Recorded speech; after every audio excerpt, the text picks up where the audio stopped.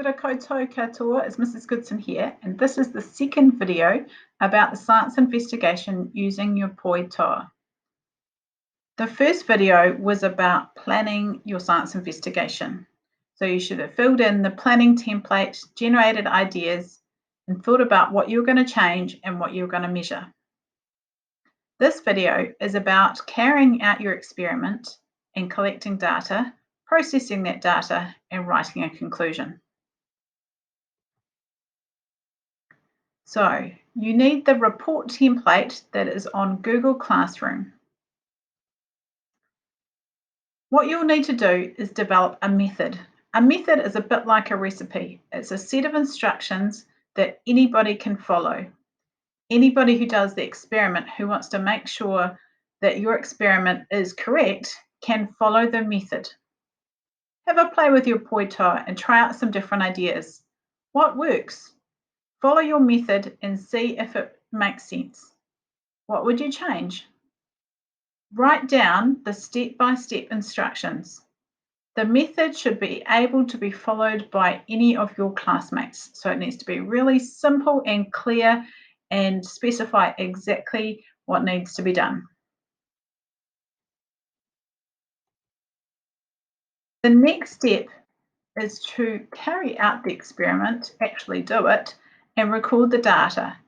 Now we use a data table to keep track of the measurements. You prepare your equipment and you carry out your experiment.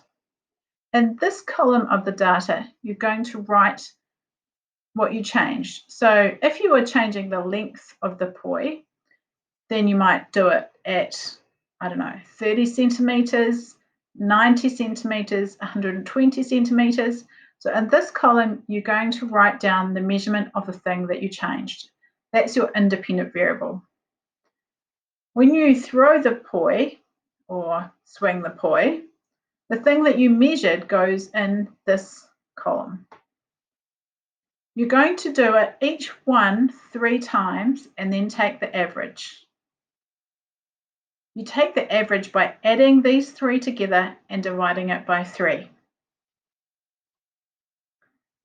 Then you're going to process the data. Take the averages and you make a graph.